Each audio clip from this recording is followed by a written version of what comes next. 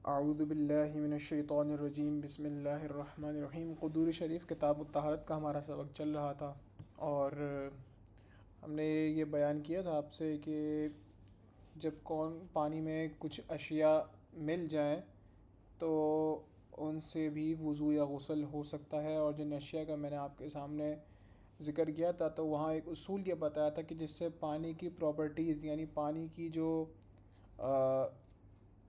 की जो स्टेट है या प्रॉपर्टी जिसे हम कहते हैं वो चेंज ना हो, वो तब्दील ना हो, यानी पानी को फिर भी पानी कहा जा सके उन चीज़ों के शामिल होने के बाद भी।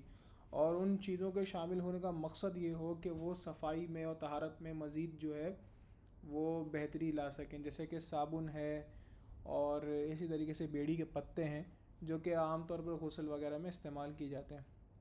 और अगर ऐसी कोई चीज़ है जो पानी में शामिल हो जाए और वो पानी पे बहुत ज़्यादा असर ना करे, जैसे ज़ाफ़रान है कि वो कलील मकदार में अगर पानी में शामिल हो जाए और पानी का रंग भी तब्दील कर दे, तब भी उस पानी से वज़ू या गुस्ल किया जा सकता है। फिर आगे साहिब क़ुदूर रहमतुल्लाह अलैह ने कुछ नजासत के बारे में कुछ चीज़ों का ज़िक्र किया है और आप फरमाते हैं कि अगर पानी में कोई चीज़ गिर जाए, कोई नजासत गिर जाए, तो फिर चाहे वो कलील हो या कसीर हो, उस पानी से वज़ू या गुस्ल नहीं हो सकता।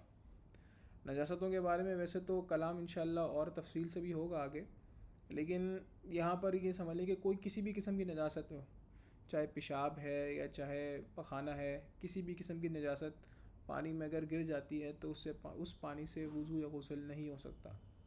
अब चाहे वो उसकी मकदार कलील हो या कसीर हो, क्योंकि हुज़ूर अलैहिस्सलाम ने हमें हुक्म दिया है। साहिब क़ुदूरी फरमाते हैं, आए हम इबारत से भी इसको देख लेते हैं, और कुल्लु मा इन दाइमिन इज़ा वक़अत फ़ीहि नजासतुन लम यजुज़ुल वुदू बिही, कि हर वो पानी जो कि खड़ा हो, जब जिसमें वाक़ हो जाए, जिसमें गिर जाए नजासत, तो नहीं जायज़ होगा वज़ू इसके साथ।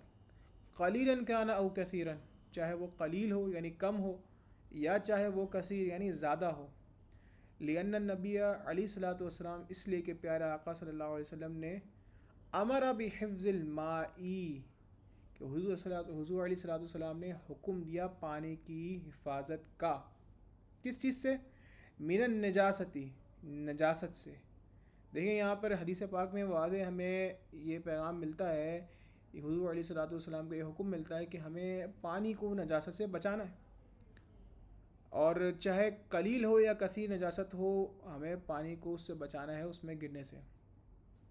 इसी तरीके से साहिब क़ुदूर रहमतुल्लाह अलैह ने हुज़ूर अलैहिस्सलातु वस्सलाम की एक और हदीस भी ज़िक्र की है, आगे आ रही है।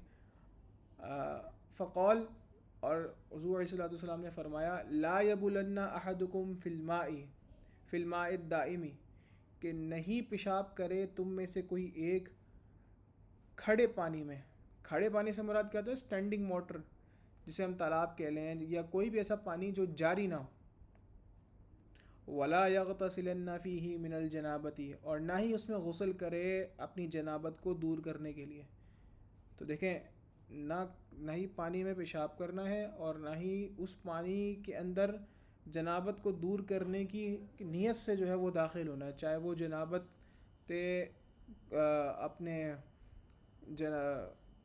चाहे वो जनाबत की जो हालत है वो हमारी गुस्ल की नीयत से हो, और ना ही जो है वो वज़ू करने की नीयत से जो है वो उस खड़े पानी में जो है हाथ डालना है।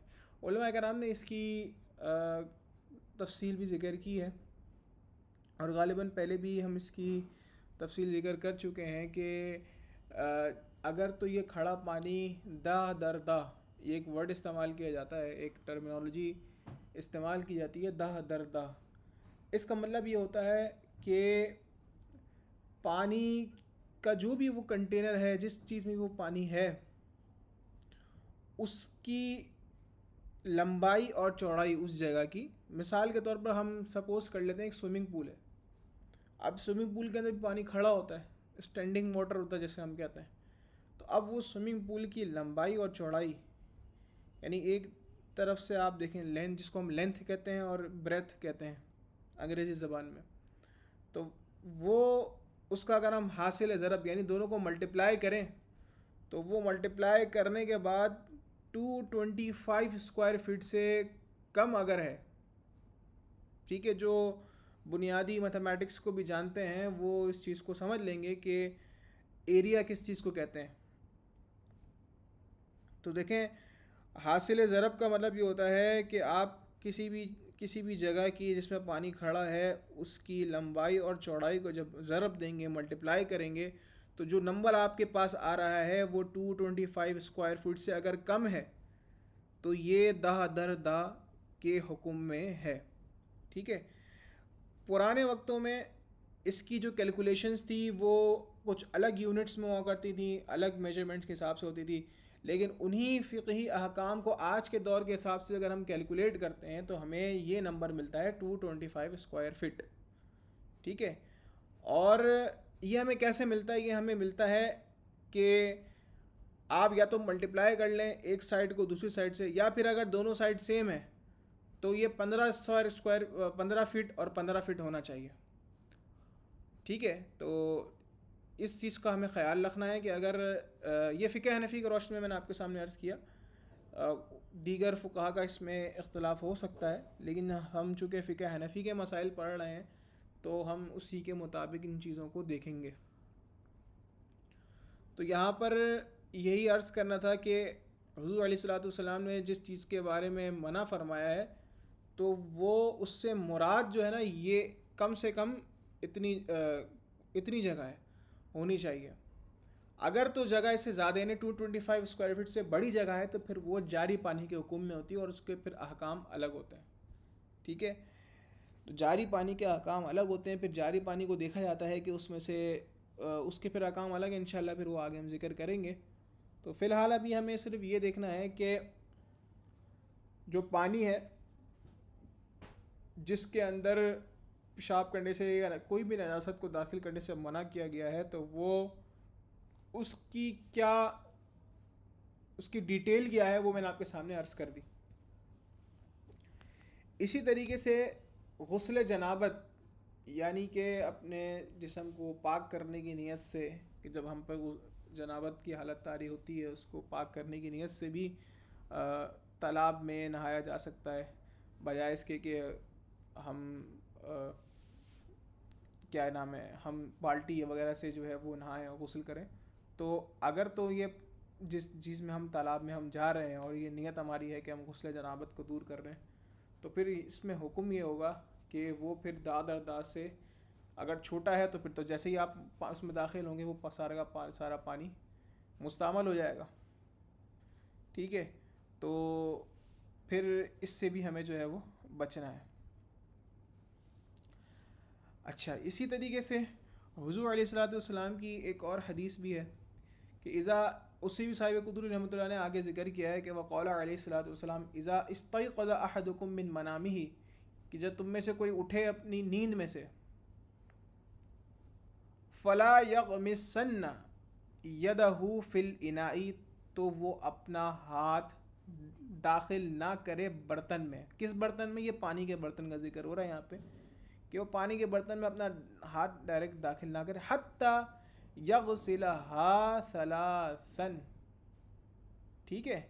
यहाँ तक कि वो ना धोले अपने हाथों को 3 मरतबा। अब वो जो 3 मरतबा धोना है वो किस तरीके से धोना है कि ज़ाहिर सी बात है, अगर हमारे पास जैसे आज के दौर में अगर देख लें तो डूंगा है, पुराने दौर में देख लें तो कोई भी छोटा सा कंटेनर जिससे आप पहले अपने हाथों को धो और कम से कम अपने उन हाथों से नजासत को दूर करें।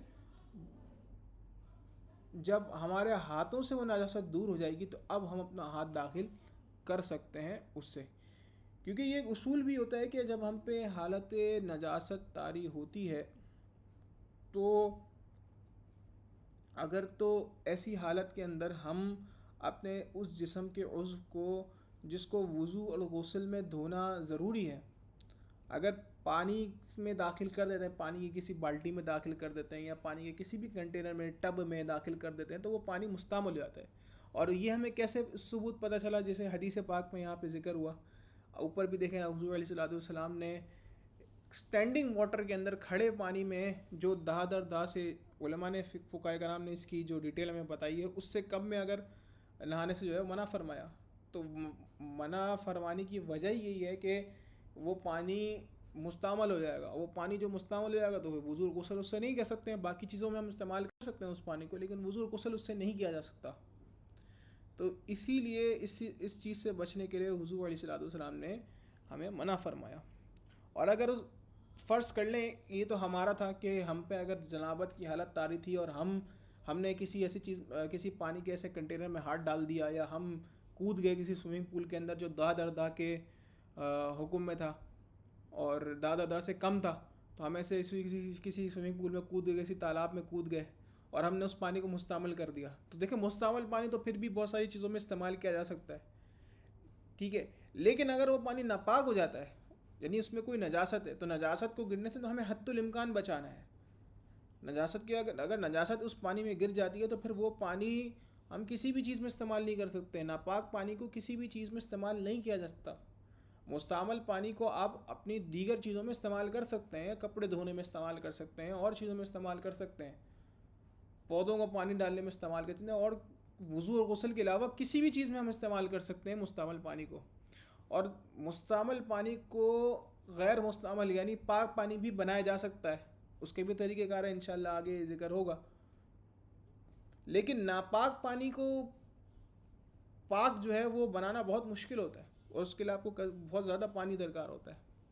जबकि वो नजासत जो पानी में गिरी है वो दूर हो जाए, उसका असर कब दूर हो जाए, तो उसमें काफ़ी ज़्यादा पानी के ज़ाया होने का जो है वो ख़तरा होता है। तो इससे हमें ये सबक भी मिलता है कि शरीयत मुताहरा ने तहारत के मामले में कितनी जो है ना वो एहतियातें हमें जो है वो बताई हैं। अच्छा, जब मैं ये सारे मसाइल आपको पढ़ा रहा हूँ, आपको ये चीज़ें बता रहा हूँ, तो बाज़ दफ़ा ऐसा भी होता है कि जब हम ये मसाइल पढ़ते हैं तो शैतान जो है ना हमें कई किस्म के वसवसों में मुब्तला कर देता है कि कहीं ये पानी मुस्तअमल तो नहीं हो गया, कहीं नापाकी कोई रह तो नहीं गई, कहीं मेरा कोई उज़्व रह तो नहीं गया। अक्सर हमें इस तरह के वसवसे आते होंगे, और आप इन चीज़ों की तस्दीक भी कर सकते हैं। अगर आपके साथ भी ये चीज़ मसले हुए हों तो आप कमेंट्स में मेंशन कर सकते हैं, और आपने उलमा कराम से भी बयानात में ये चीज़ें सुनी होंगी। तो हमें वसाविस के शिकार नहीं होना, बल्कि अपने इल्मी लेवल को और बढ़ाना है, और तहारत के ज़्यादा से ज़्यादा मसाइल सीखने हैं। इंशाअल्लाह एक वक्त आएगा कि इन वसवसों से भी हमें निजात मिल जाएगी।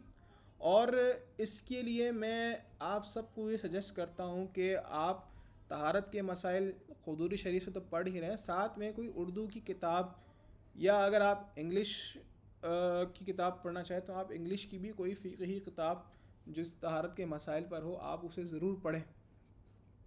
और इसके लिए जो है कुछ बुक्स भी मैं आपको रेकमेंड कर देता हूँ कि आप उन बुक्स को पढ़ सकते हैं। जैसे कि मेरे उस्ताद मोहतरम मुफ्ती मोहम्मद अकमल मदनी ज़ीदा मजदूह की किताब तहारत के अहकाम, तहारत के मसाइल के नाम से ये किताब है, मार्केट में मौजूद है, काफ़ी मारूफ़ किताब है, आप वो पढ़ सकते हैं। इसी तरीके से आप बहार शरीयत का जो किताब तहारत का हिस्सा है वो भी आप पढ़ सकते हैं। इसी तरीके से आप दीगर अगर किताबें पढ़ना चाहें, अमीर सुन्नत मौलाना इलियास कादरी दामत बरकातुहु अलैह की किताब नमाज के अहकाम, इसमें भी तहारत के कई मसाइल मौजूद हैं, आप वो भी पढ़ सकते हैं। आपके कई रिसाले भी मौजूद हैं। दावत इस्लामी ने माशाल्लाह इस पे बड़ा अच्छा काम किया, तहारत के हवाले से कई सारी किताबें जो है वो मार्केट में सब मौजूद हैं, और दीगर उलमा अहले सुन्नत की भी लिखी हुई किताबें आप किसी भी अच्छे मकतब पे जाकर परचेज़ कर सकते हैं। इंग्लिश में भी किताबें मौजूद हैं, अगर आप किसी अच्छे मकतब पे जाते हैं तो आपको वो किताबें मिल जाएंगी।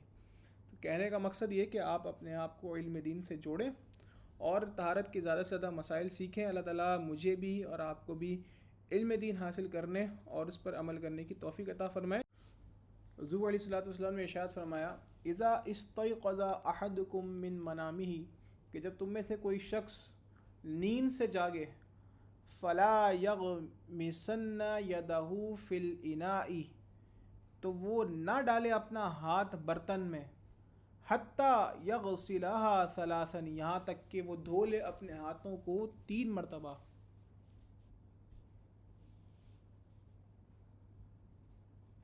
फ़इन्नहु ला यदरी ऐन बातत यदहु, इसलिए कि वो नहीं जानता कि कहाँ रात गुजारी उसके हाथों ने। रसूल सल्लल्लाहु ने बड़ी ही प्यारे अल्फाज के साथ हमें ये मसला वाज़ेह तौर पर समझा दिया कि जब कोई शख्स अपनी नींद से जागे तो वो अपने हाथों को एहतियातन धो लें। और यकीनन हदीस पाक में जो अल्फाज इस्तेमाल हुए हैं वो एक चीज़ की तरफ इशारा कर रहे हैं, तो हम सब समझदार हैं वो किस चीज़ की तरफ इशारा है इस हदीस पाक में। तो इसलिए हाथों को धोने का क्यों ज़िक्र किया गया है, और हदीस पाक में जो है वो बड़े ही ख़ूबसूरत अल्फाज के साथ ये मसला हमें समझाया गया है, शर्म और हया का लिहाज करते हुए। तो हमें इस चीज़ को जो है वो बहुत इम्पोर्टेंस देनी चाहिए, ख़ास तौर पर जब हम नींद से जागें। ठीक है, इसके बाद देखें, ये तो था उस पानी का हुक्म जो कि जो पानी खड़ा पानी है, जिसको हम स्टैंडिंग वाटर भी कहते हैं, जिसको हम जो जारी पानी के हुक्म में नहीं है। अब इसके बाद जो मसाइल आ रहे हैं वो फिर जारी पानी के, इंशाल्लाह वो फिर हम नेक्स्ट वीडियो में कवर करेंगे।